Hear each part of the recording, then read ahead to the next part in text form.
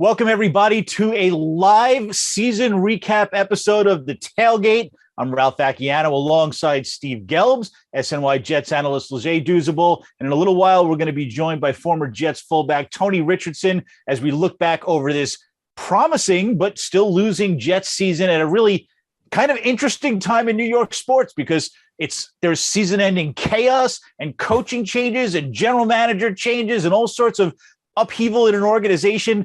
And it's happening on the other side of town. The Jets are the picture of calm. The steady one, Ralph, as we all predicted. Exactly. It's unbelievable. I love it.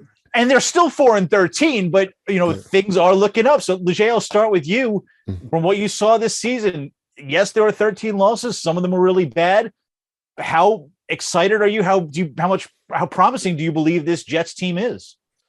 You know what, Ralph? Me and Gelbs and Barton Will, we actually talked about this in the post game. Even though the Jets went 4-13, right? I think this is the most excited a lot of us have been in a long time looking into the 2022 season, and it's because of the young foundational pieces. If you look at quarterback Zach Wilson, what he did the last month of the season. Now Sunday, I don't know how many quarterbacks would have had success in that situation. All right. He was down literally his top 5 receivers.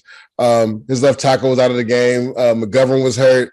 I think Morgan Moses ended up getting hurt in that game. So it was really hard for a Jets rookie quarterback or any quarterback to play the Buffalo defense in that situation. But if you take the last month of the season, besides that last game versus Buffalo, I mean, Zach Wilson was really ascending. He was progressing in this offense. He knew where to go with the football. He was accurate with the football. He took what the defense gave him, and I just loved his pocket presence. He gotten so much better with his pocket presence. In the beginning of the year, he would just leave the pocket, willy-nilly when he didn't have to. But he started trusting the offensive line. He stayed in the pocket, and then his anticipation, which is what really got me excited, Ralph and Steve, his anticipation down the stretch of the season. And then you talk about guys like Elijah Vera Tucker, who have come into their own this year, a guy I think that can be a perennial Pro Bowler. You got talk about a guy like George Fent on the offensive line who's coming back next year. This is a guy that has been bounced around on the offensive line. He finally solidified himself in one position, and he played at a Pro Bowl type year. And then you getting contributions from Michael Carter, even though he was banged up and missed a few games. This is a promising young back, and I think he'll be RB1 next year going into the season. I think he's a perfect fit for this Mike LaFleur system. So, I mean, the arrow is definitely pointing up for this young New York Jets team. And I believe this is the first time that this fan base has been this excited about the future of this franchise. I promised you guys Tony Richardson, and look, he's here. How you doing, Tony? Welcome. What's up, Tony? Doing well. How you guys doing? Good. We're just started, so you're right on time. We were just getting some thoughts on what you saw from the Jets this season. And like you said, it's a 4-13 year, but it's about as positive as a lot of fans have ever been about the future of this team. What are your thoughts on what you've seen and what you think of the future? Yeah, I echo the same sentiments. I pretty much went to every home game and try to watch every away game. And, the fans sometimes can get a little unrest. I live right across the street from the firehouse, and the fire department and police officers are like, man, what's going on with the Jets? What's going on with the Jets? But each week they're so excited because we have such a young base. We have a young quarterback. We have a lot of cap room.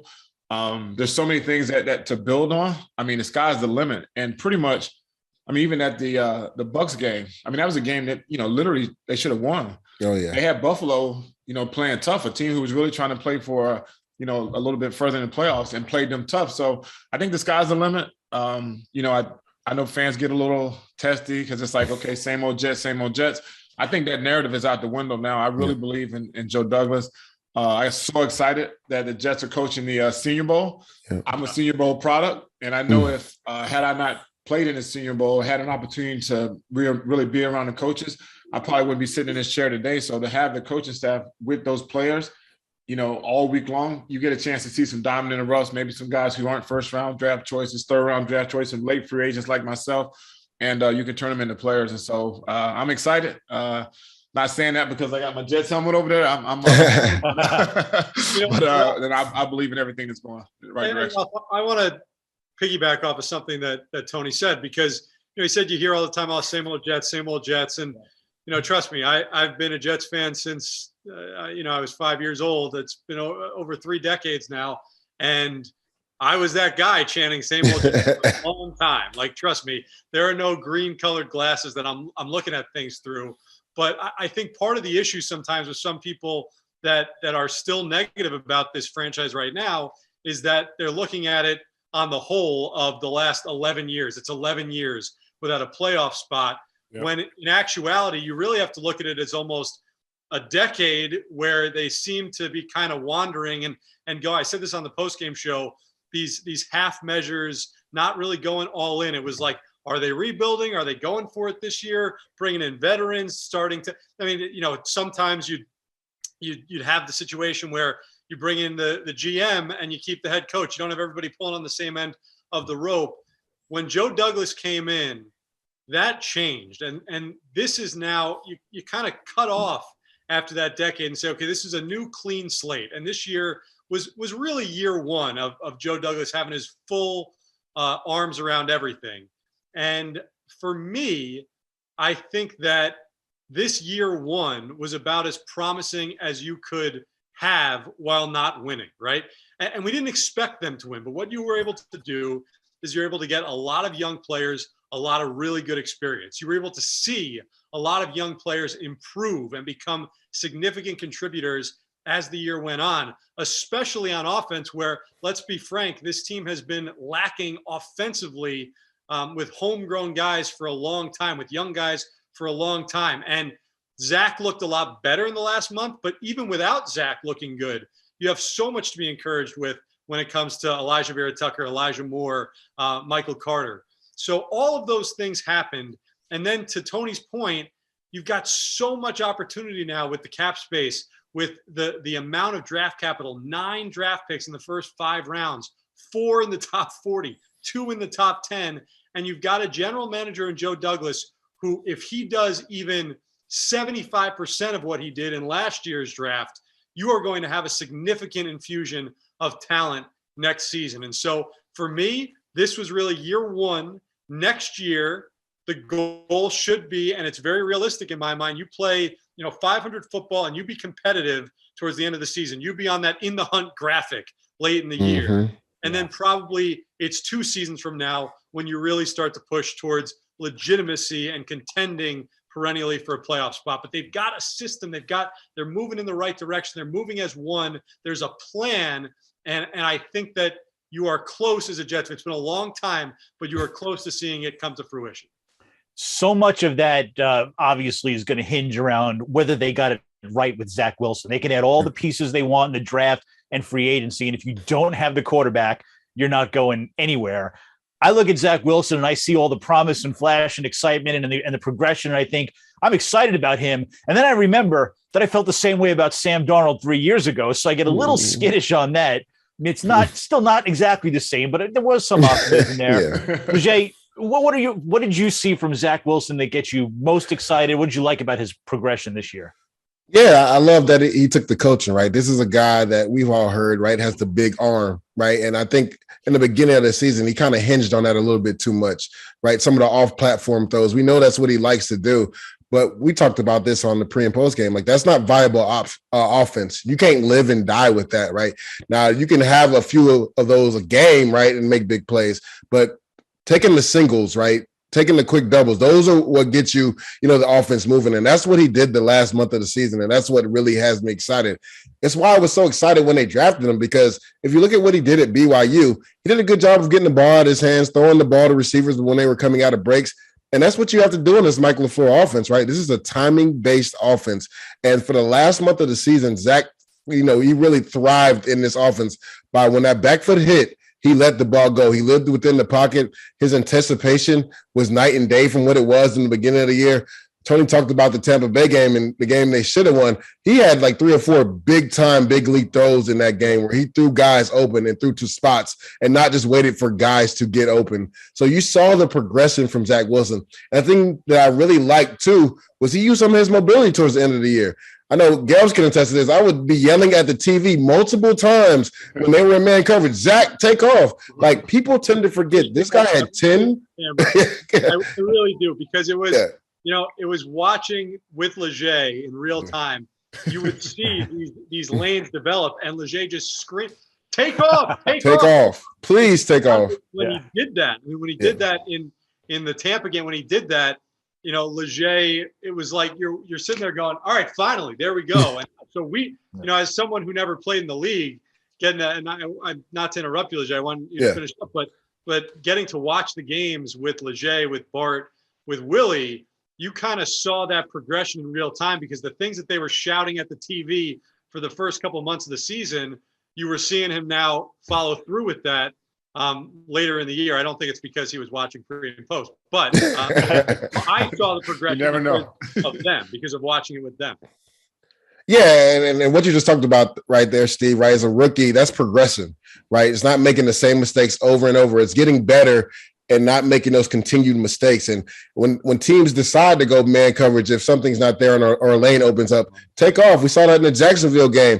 Now, he had Braxton Berrios on the slant route, which could have maybe went for like 70, but I love that he just didn't stay in the pocket. He took off, used his mobility. I mean, this is a guy at BYU that had 10 rushing touchdowns. So I'm not saying I want him to major in using his legs, but the defense has to respect his legs, at least, where they fear him maybe running the ball 2 to 3 times a game, because if you can do that, then that's an added runner. And Tony can attest to this. When the quarterback can run the football, that's another person the defense isn't accounting for. And he's made teams pay down the stretch. So I really loved how he, stayed in the pocket, his pocket awareness. I love his anticipation down the stretch. And I love that he was able to use his mobility more. And I'm looking forward to him doing that next season in 2022. Yeah, Tony, and I know I don't want you guys to crucify me here, but I would hope he takes a page out of Patrick Mahomes' playbook. No, don't say that. Don't say that, Tony. The only thing I'm saying is taking the singles, because obviously in the middle of the season, Mahomes, they were struggling a little bit. The offense was struggling, and he kept going for the home run because he was always able to hit that big pass. And then now he even had to say to himself, you know what? There's nothing wrong with taking that single, hitting the back over the center at 5 yards, or hitting Travis Kelce, at 10 yards, or, a screen pass. And, understanding, like, yes, you have the arm strength to throw it 80 yards. The other team might get it, but it's not going to pay well for you. So when you have a good defense and you have, and like you said, week after week, you saw his progression of not trying to play hero ball and understanding that, man, it's okay. If they're playing man-to-man, everybody has their back turn. We'll take 6 yards all day long. It's much easier to call 2nd and 6 versus 3rd and 10. So I'm not comparing to Patrick Mahomes, but I think once he starts to understand, like, you don't have to. And it took Patrick Mahomes understanding that early in his career, he was able to launch it. You got the fastest guy in the league, and you can always put it up there. But it's also beneficial to keep the sticks moving, and the 5 yards, the 6 yards, the 3 yards, and those kind of things. And so, not making that comparison, I'm just saying he could study some tape and learn from the young man. The other thing, Tony, though, and I was thinking about this the other day after our last post-game show, where I said we actually hadn't talked enough about this probably towards the end of the season, but it wasn't just the decision making that I think Zach got better at, realizing that he could take what the defense was giving him and take 5 yards here, 6 yards there. But early in the season, remember, he struggled even when he tried to take those chunks. He struggled making the throws. He was pocketing them in or overthrowing, underthrowing guys. And that was a progression that we saw too, that he was able to seem to gain a better touch on the football and make the easy throws in a way that he struggled to make them early in the season. So, it's a minor thing, but it was major. Well, it wasn't just maybe it is major, but it wasn't just the decision making that he got better at, right? But it was also the execution that he got better at when he made the right decision. And I love listening to guys who actually played quarterback position or coach quarterbacks, because the fundamentals of just 1, 2, 3 plant is the difference between hitting a 5-yard pass. Obviously, I've never played quarterback, never taught a quarterback, but when I hear these different things, they're like, okay, watch his shoulders, watch his hips, just the little things. And once you start, he start self-critiquing himself, and I'm sure the coaching staff did as well, then you can hit that 5-yard pass, or you don't have to throw it 100 miles an hour when the guy's at 5 yards. And as you said, I think he definitely got better as the season went along. Yeah. To Tony's point and Steve's point, like we talked about this too. His footwork was all over the place in the beginning of the year, right?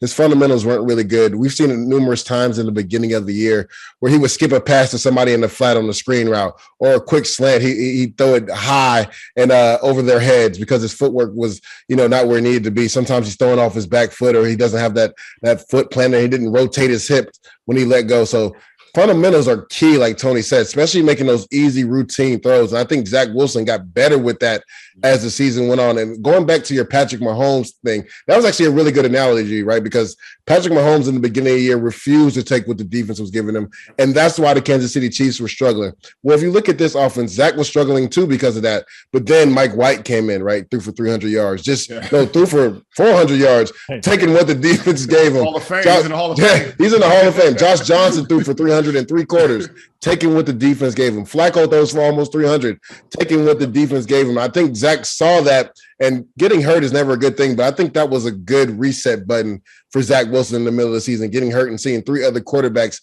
flourish in this offense, just taking what the defense is giving them, taking the easy slant route, taking the back to the flat, throwing the angle route to the running back, because you can throw for 300 yards if you just take what the defense is giving you. You don't always have to have an 80-yard bomb. I think Zach realized that at the end of the season, and he really flourished in this offense. That was such a key. Go ahead. I was just saying, I think there's something said when you have, when you want to make your rookie a day one starter, as you just said, because you never have that opportunity to watch the veterans, to learn from the veterans. So Patrick Mahomes, obviously had a veteran in front of him, and you can, when you're in film study, the veteran can say, hey, Rook, this is why I did this is why I did that. When you put him out there in day one, you kind of have to go with those growing pains, and obviously the Jets did. But every rep he got this year is just building onto his resume and building to his repertoire, because now he has a body of tape to watch. That only thing he can do is get better. Sorry to cut you off, Ralph. No, it's perfectly fine. I had, I was just going to say that I thought the Mike White games and even the Joe Flacco game were really the turning point for Zach Wilson. It was a chance for him to see that, all the things Robert Saleh kept saying, play boring, take the easy stuff. I could see where a young quarterback with a big arm thinks, okay, sure, but that's open downfield. I'm going to go for it. He could see that you don't have to do that, and you could still have a really big game. Because when he went back in, it wasn't perfect right away, but he went back to the boring. He wasn't looking for those crazy passes downfield. And as a result of doing that, he got more comfortable and everything started to come together. And Ralph, I'll say one other thing that it kind of takes it in a little bit of a different direction. But when you started this conversation about Zach Wilson, you said that we can all be encouraged about 1,000 different things, but at the end of the day, if you don't have the right quarterback, it doesn't matter, which obviously is true in the NFL. But strangely enough, one of the reasons why I am so high on the future of this team, while Zach Wilson is still a question mark, because he is still a question mark. He played much better, but anybody to come out right now and say, well, he's 100% the answer, they're lying. I mean, you don't 100%. That, right? But what you saw were 3 guys that were not big time, highly touted, guys that are chomping at the bit to play and be a starting quarterback in the NFL right now. Mike White, journeyman guy who had been cut 1,000 times. Joe Flacco, who was obviously unbelievable in his career and had a wonderful career, but is at the back end. And Josh Johnson, who hadn't played in the league in a few years. These guys made the Jets offense the best offense yards per game in the NFL. By 30 yards. By 30 yards. What that showed me is that you've actually got the right system in place with Mike LaFleur here. Mike LaFleur is, for me, that's about as encouraging as you could have in terms of moving forward with this organization. And so if Zach Wilson doesn't pan out, I don't think it's necessarily the disaster that you probably thought it was prior to this season. There's a decent enough chance that you could get a guy to come in and run that system and run it well and be a successful franchise. You look back at the most successful years of my lifetime, and that was with Vinny Testaverde coming in. It wasn't with the guy that you drafted second overall. And so obviously the best case scenario is Zach Wilson pans out and is the guy everybody that he would be, and the flashes that he's shown prove to be the guy that he eventually is. But if he isn't, I have much more faith in their ability to find somebody to keep this program moving than I did before this season started. I'm glad you brought up Mike LaFleur because, first of all, at the beginning of the season, everybody was killing him when the offense wasn't working. And that I wasn't not everybody. Tell him, didn't I tell everybody? Did I not tell everybody? But our show was hard on. It obviously turned around, and we forget sometimes that this was a rookie season for basically the entire coaching staff too. Leger, what did you think of how Robert Saleh and his coordinators and really everybody ran that program this year. I mean, I thought they did an excellent job, right? As Gelbs talked about it, we didn't expect them to win a lot of games this year. It wasn't about that. For me, first and foremost, it was about getting this team to compete again, because that was an issue last year. Like, there was times on the field where you didn't know if the Jets were playing hard or not. But this year, you never questioned that. Now, there was one game maybe versus the Patriots where, you know, they kind of got blown out. You maybe sort of questioned it. But if you saw this team down the stretch, like, they were playing hard. They went toe-to-toe with the Super Bowl champs and should have beat them, right? So to me, that proves that the players are buying into the system. They trust this coach. They're going to play for him hard. And then you talk about the growth on offense, right? Going into this season, I think everybody really thought the defense was going to be the strong suit of this team going into the season. And then towards the midway point of the season, it kind of flipped where the offense kind of took off, and it seems like Mike LaFleur really was in this groove, and it didn't matter who was at quarterback. This offense was putting up yards and points. So I think from that standpoint, you feel comfortable in your offense. And then in the beginning of the year with the defense, when the team was as healthy as it could be, this defense was a top 5 defense in the league, right? They were getting after the quarterback. They were getting a lot of tackle for losses, causing fumbles. Then the injury bug kind of started happening, and then they started giving up a lot of leaky yardage in the run game.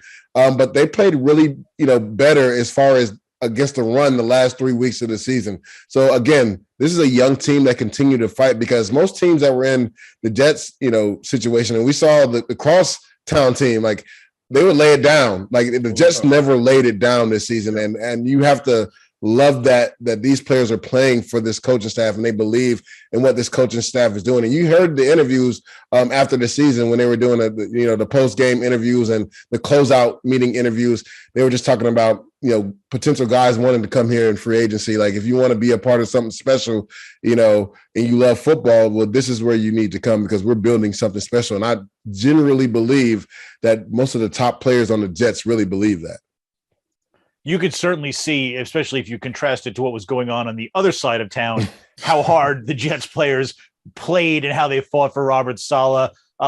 Tony, how important is that to, even in a losing season, to see those young kids really believing in what the coaching staff is preaching? And interesting. That's what I was watching down the stretch. I've never really been on a team late in the season that I guess really wasn't vying for a playoff spot. But it's tough. I hear you, Tony. To talk your trash. Talk your trash, Tony. Oh, listen, it's tough. It's tough to drive into that parking lot when you've only won 2 games and put those pads on late in the season and try to go out there and keep your mind straight to win a ball game. So the fight that they had week in and week out, that literally it starts at the top, and then it starts down your veteran leadership of that message. And I always like to listen to the post-game show. I always like to listen to the interviews. And when you have the players repeating what the coach is saying, you can't make that up. So they believe it. You're not feeding them no BS and they're just regurgitating it. They believe it, and they fought hard, week in and week out. And that's tough. You pull into, week 17, week 8. Well, now it's 20 season, 20 weeks now, but it's tough. You got to come in and you're like, man, we got to practice today. Man, it's cold outside, man. All that kind of stuff. Because, demons start talking in your head, even though you're a professional. But they fought week in and week out. And even some of those games where there were big runs that were given up, it just fits. It's one fit here, one guy overcommitting, and, obviously being a former running back and fullback, one safety out of the way, that's an 80-yard game. And so it's not like they just gave up. It's just sometimes things happen, and those things you can correct. So, I'm excited about the leadership and definitely about the coaching staff. So they've got good leadership. They've got good fight. They've got promising young players. Steve, you mentioned earlier, they've got a load of draft picks, a couple of top 10 picks, a lot of money. Exactly. A lot of money. Joe Douglas hasn't been a huge spender in free agency. He's obviously had some big contracts, but he's not gone any of the big, crazy deals that maybe the previous regime was into. But Steve, when you look at this offseason, what do you want them to do? What are the areas you think they should go after in the draft? DJ Metcalf. He'll look good in some green. He would definitely look good in some green. Well, you know what? To the point about, about what they should do. And for me, get as creative as possible. Like, all of these things, draft picks don't mean that you have to draft these guys. You don't. Thank you. They're capital, right? They're things that you can use. Make some trades. And for me, what you said, Ralph, about Joe Douglas not being a big spender, he hasn't been a big spender, but for a reason. He knew that you had to reset things here. You needed to create as much flexibility as possible.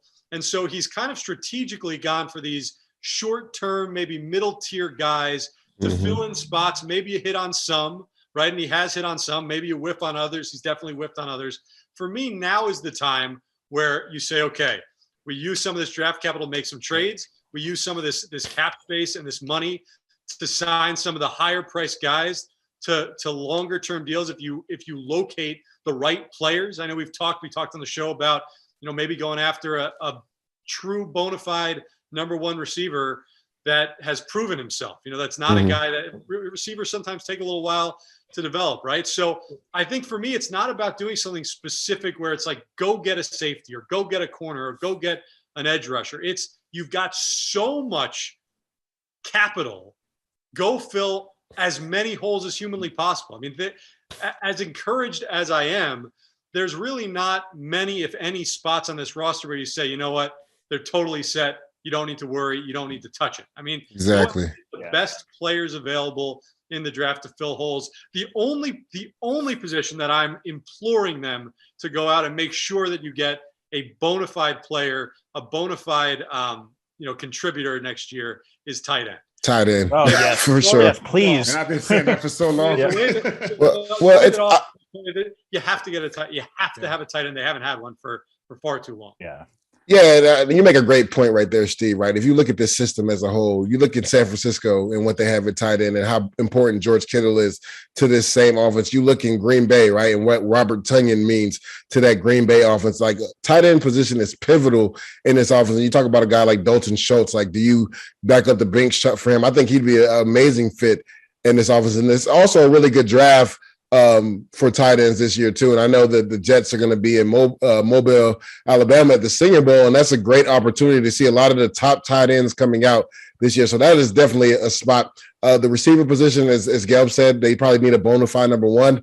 The only thing that sucks is a lot of the number one receivers that are going to be free agents got hurt this year. Chris Godwin, Michael Gallup is hurt.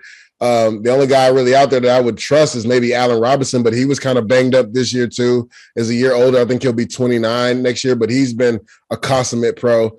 And then if you look at the draft, right, a couple of the top receivers have been hurt there too. And Jameson Williams just went down. So it's like, where do you go, with the number one receiver? Do you just try to find the best fit or, get a bona fide 1B? Maybe a guy that I really like, though, Mike Williams, will be free with the LA Chargers. I think that's a guy that has the potential to be number one. Now, there is some health issues there as well in his past, but when is the last time the Jets had a big receiver? I think Brandon Marshall was the last guy I can think about. That would help a guy like Zach Wilson, like a guy like Mike Williams, his catch radius in the red zone. That would be such a big weapon for Zach Wilson. Tony, I know you mentioned DK Metcalf. Eric on our YouTube channel wanted to know about Calvin Ridley, but you pick a guy. I mean, if there's a guy out there, is it worth it for the Jets to, maybe either give up one of their top 10 picks or swap picks with someone, basically give up draft capital to get a proven guy rather than look at someone in the draft? Yeah, I think it, as was mentioned earlier, I think it just has to be the right fit, because you can have this great receiver, but is he great for the locker room? Is he great for a young quarterback? All those kind of things. And so we don't really talk about that team up there with the Patriots, but the one thing they did really well prior to this year, where they just load out the dump truck, they never really had the draft in the first round because they always win Super Bowls. But that's what they do, is they use that draft capital and they build a team. It's your third round picks, your fourth round picks, your fifth round picks, and all of a sudden those guys become stars and they become the nucleus of your team. And so there's some great receivers out there. It just has to be a fit, because you can't mess this up. You have a young quarterback, you got to have a guy that is going to be a good asset, a good leader talking to your quarterback, not like, give me the ball, because that can kill the psyche of a young quarterback. And also, every time he's come up, he's like, I'm always open. Every receiver is always open. Play within the rim. So, there's some great receivers out there. I don't think we should go get AB. I think we should leave him to rap with Kanye. So we leave him alone. But there's definitely some great receivers out there. And, I trust Joe Douglas to make the right decision that's going to fit here in New York City. Yep. It is interesting to be in a position where we're talking about the Jets building towards a better future, and we actually kind of seem to believe it, which is nice. They got some pieces in place, a lot of money and picks, as we said, to spend, and we're going to have an entire off season to talk about it. I can't wait, and it's going to be exciting. But for now, that's going to do it for this edition of the Tailgate. For Steve Gelbs, for Douzable, for Tony Richardson, I'm Ralph Vacchiano. Thank you very much for joining, everybody.